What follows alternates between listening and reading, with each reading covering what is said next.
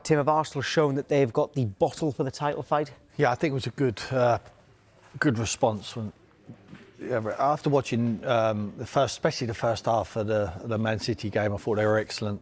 They're almost going back to we'll outscore you, and for Arsenal to listen. No one really expected Tottenham to win that game yesterday, but there's always a chance. North London derby, a lot of emotion away from home. They went and done the job, especially Kolo Muani when he scores the equaliser. I was thinking at half-time, if Tottenham could just take this deep and breed some anxiety to them fans and the Arsenal players on the pitch.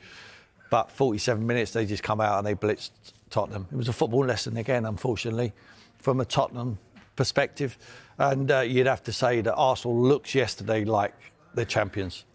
I'm not saying they're going to win it, because I think Man City look like the champions as well. I think there's going to be a lot of twists and turns between now and then, but you cannot fault the performance yesterday. I thought it was outstanding. Well, they've got to play each other, haven't they? And Gary Neville thinks the Etihad clash will be decisive. This is what he said. I have thought for a number of years, when Arsenal have been going for this title, that they're going to have to go and win at the Etihad. I've just thought it for a number of years. Go and win. My feeling is that this is the moment this year where Arsenal might be a couple of points in front. They might be near to level. Might be 3 points in front. I think they'll go and win at City. I think they'll go and win. And I think that'll be where you really do recognise that they are champions. Yeah, he thinks they will go there and win. Can you see his point? Absolutely. I think they're capable of winning. I think they've been there in the past and tried not to lose. I'm not sure that's the right way to go. I think you have to go with the quality what they have, but City have quality as well. Like I say, I thought when I looked at the Newcastle game the other evening, it was almost like we'll outscore you. We'll leave players up the field. We'll lure you into a false sense of security. Newcastle come forward and they exploited them. And I think that's what they would have. Pep Guardiola would fancy his chance in a shootout with Arsenal. That'll be a fantastic game of football. But I think there's a lot of twists and turns before that. I'm not sure both of these teams take maximum points between now and that fixture. A big game for North. I think if you're in London, you get so many derbies. There's so many teams who are willing to spoil the party for you. And they come away from Tottenham and they've been successful. Now they've got to go to Chelsea. Now Chelsea have more threats than Tottenham do. So it's going to be a tough game. So I think there could be a swing in that game possibly. In terms of Ebere Eze, scored twice again yesterday, 5 against Tottenham so far this season. Are you surprised he hasn't been starting more Premier League games? No, because he hasn't been performing very well. And if they wasn't playing against Tottenham yesterday, and he wouldn't have played. I think it's fantastic management from Mikel Arteta. He scored a hat-trick in the first fixture. I mean, I would have brought him back in because he's got that muscle memory. He's performed against his nemesis, isn't he? And not only that, he rubbed salt in the wounds because the Tottenham fans thought they had him. They thought they were going to see him in a white shirt. Then they wake up one morning and all of a sudden he's at the Emirates signing a contract there. And then to score a hat-trick and then a double yesterday at your own ground was devastating. But he performed a lot better. You get a huge amount of confidence from that.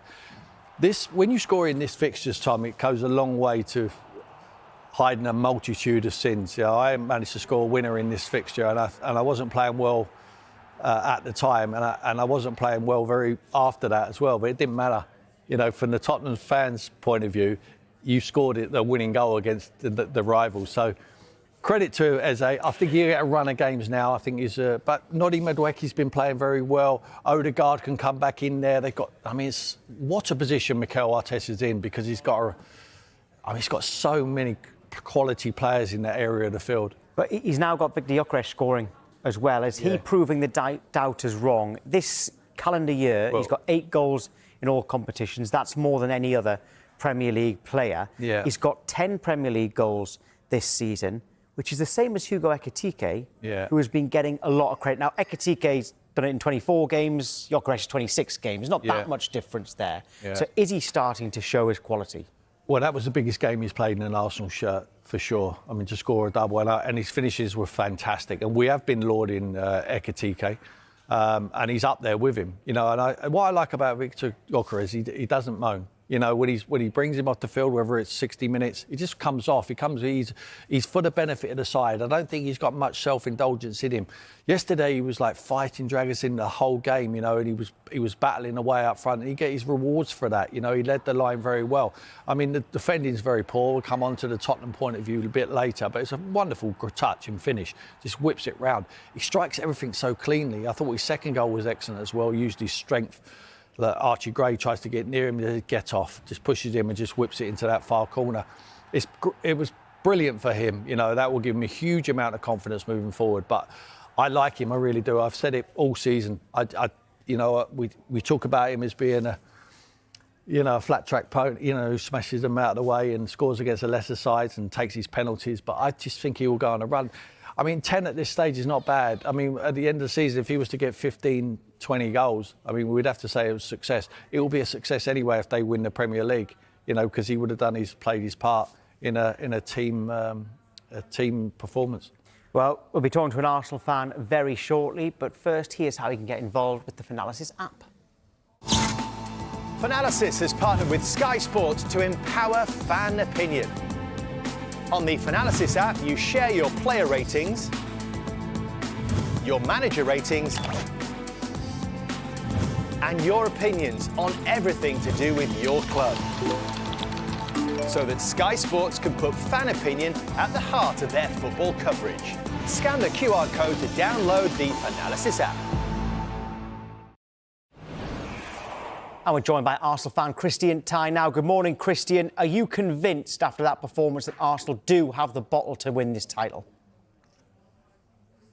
Morning, guys. I've been convinced for a while. I think, you know, results recently have been disappointing. Dropping points at, you know, Nottingham Forest, at home against Liverpool, losing to United, drawing against Brentford, drawing against Wolves. You know, the last 7 games before yesterday weren't good enough. You know, it didn't look like title-winning form. It wasn't the same team that we'd seen at the start of the season. So, look, I think it was understandable that maybe some fans were starting to lose confidence or think, you know, are we gonna bottle it again? Are we gonna drop off again? But I think, yeah, yesterday showed a lot of fight, a lot of spirit, a lot of quality. You know, going forward, the final third has been questioned a lot this season. You know, do we have the quality in attack? Do we have those world-class attackers? Can we put the ball in the back of the net rather than just, you know, relying on, you know, clean sheets or good defence? And I think, yeah, yesterday re-instilled a lot of confidence in the team and, showed a lot of bottle. But we're going to have to show a lot more if we want to win this league title.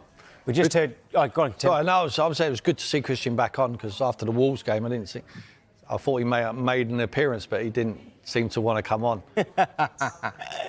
I was here after the Brentford game, I think. Oh, was it? Oh, look, right. when you guys give me a shout, I'll be here. You want me after the Wolves, you want me after a loss, I'll show up. I'm always here to talk about Arsenal. So, look, it's nice to be talking about a win today. So, I think I was on with Jamie O'Hara after the Brentford game, and we were talking about this, and he was like, oh, this is where you bottle it, this is where it crumbles. And I was like, Jamie, mate, it hasn't crumbled for us in the North London derby for a while. Are you sure? Are you sure you want to show that chest? And, I'll tell you what really impressed me yesterday. When Declan makes that uncharacteristic mistake for Kolo Muani's finish, he holds his hand up. He just straight away puts his hand up, and there was no inquest. Like, I know it was late on against Wolves, but the players arguing with each other. I think Mikel said to them, listen, there's going to be mistakes. Don't matter who makes them. We're in this together. It's a collective. Just get on with it. And I thought that was clear from that on. I know they went in at half-time 1-1, but I thought it was a fantastic... I think, obviously, there's a directive from Mikel to the players. I don't want to see that on show. You can have a row with each other in the dressing room, but if you make mistakes, we're in it together and we just get on with it quickly. And I think he owned it straight away. Declan just stuck his hand up and they got on with it. He was fantastic after that. Yeah, 100%.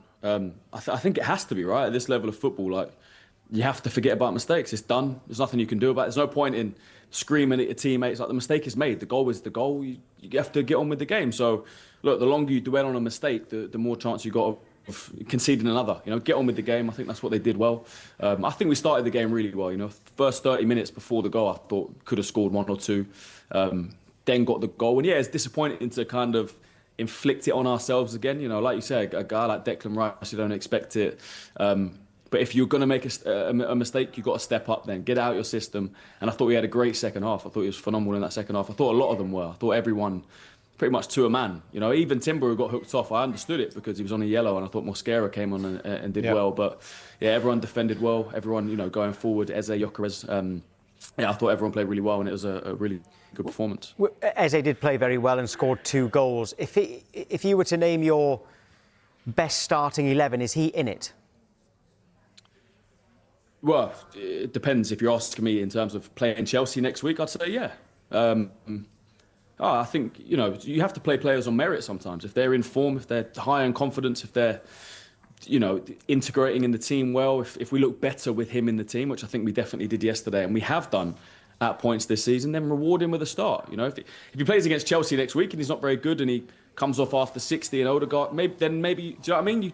That's why we have a squad. Whoever's in form, whoever's playing well. It shouldn't just be this, because Odegaard's the captain, he has to play. Because this guy is... It should be, if you're playing well, if you're turning up in training and turning up in matches, you play. Eze now showed it yesterday in a massive game. You know, huge pressure on that game. We all saw the noise. We all heard the noise and the criticisms around the, you know, after the Wolves game, and rightly so. And obviously City then putting the pressure on with a good win against Newcastle. But they turned up. Eze was a massive part of that, between him and Gyokeres for man of the match. So yeah, reward him with the start next week against Chelsea. I think in-house competition is the best thing any manager can wish for, and you certainly got that. So they're under pressure every single day in training to try and get themselves in the starting lineup. And I think that showed when Odegaard come on that pitch yesterday. He come on with the attitude of, you know what, we're going to keep on the front foot. He triggered the press time and time again. He set up Gyokeres for the finish there. That is the sort of attitude a manager demands and would expect for a title-winning side. I think you've got every chance, Christian, I really do. And Christian, what about your goalkeeper? An incredible save. Is he the best goalkeeper in the Premier League now?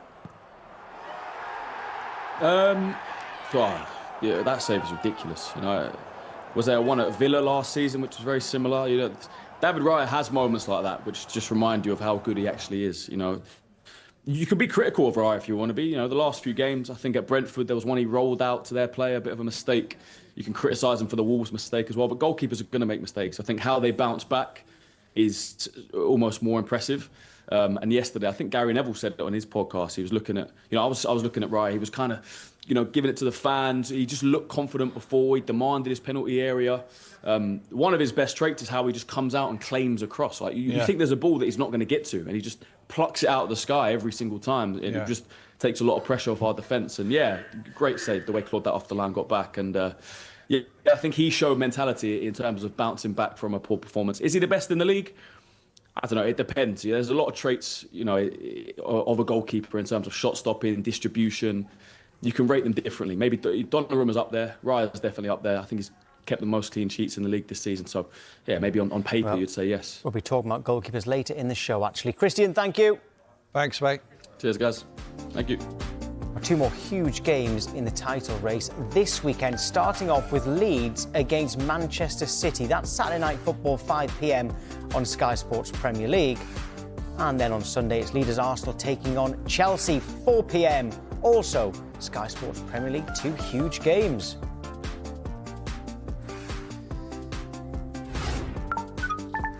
They're all huge games for Spurs as well. They are thick in a relegation fight. And Tim, of course, a former Tottenham manager and player, do you think that Tottenham are looking more vulnerable right now than those below them in terms of West Ham and Nottingham Forest? Oh, what a good question that is, Tom. I would rather be Tottenham than them sides. Obviously West Ham, because they haven't got the points on the board. Tottenham have. I know it was a very, very difficult game and not many people give them an opportunity to win yesterday, but I did. I just thought it was a good opportunity, and especially when they went in 1-1 at half-time, I thought if they can get to the 60 minutes and maybe the 75 minutes mark, they can make some changes, bring Solanke on, maybe Richarlison. They had Tell on the bench as well, so they had £150 million worth of players on the bench. They could have made some changes, but, you know, to concede so early in the second half, you're going to have to say they're in a fight now. And have they got enough fight in their bellies, the same as them other teams we're seeing there? I certainly been watching recently West Ham, who are in the worst position out of everyone because they're in it. They look like they've got some organisation and they've got some real fight in their bellies. So the next 2 games are going to be so crucial for Tottenham. You know, go away at Fulham, and then they go at home to Crystal Palace. Now, it doesn't matter if they're at home or away.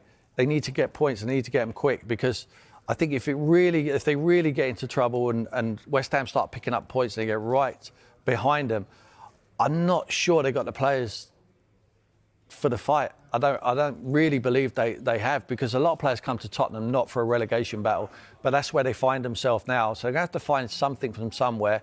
I believe they will have enough, but I think it's probably my heart ruling my head there. Well, we've been asking the viewers in our poll who is most likely to get relegated out of those three clubs we just mentioned there, with Tottenham, Nottingham Forest and West Ham.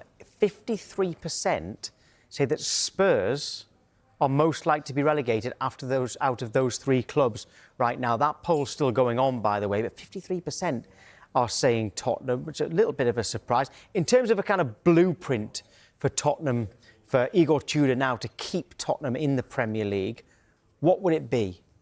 I mean, that was a tough game. He's not got a magic wand. The guy can't come in and expect everything to be perfect, but he likes to play three at the back. He's playing three at the back at the moment. He's still sticking to that with only two centre-backs. He's playing Paulinho back there. We saw with the Gyokeres' first goal. Just drops off. You know, the instinct of a centre-back is to go tight. And look, he's going to have time to work with the players, but they're going to need a lot of work. I'm not sure if there's another centre-back. Danso possibly might be the nearest to come back to fitness. If he's going to play three at the back, he needs to have three centre-backs to play there. I don't see any future in playing a midfield player back there. The organisation wasn't great. The determination wasn't fantastic.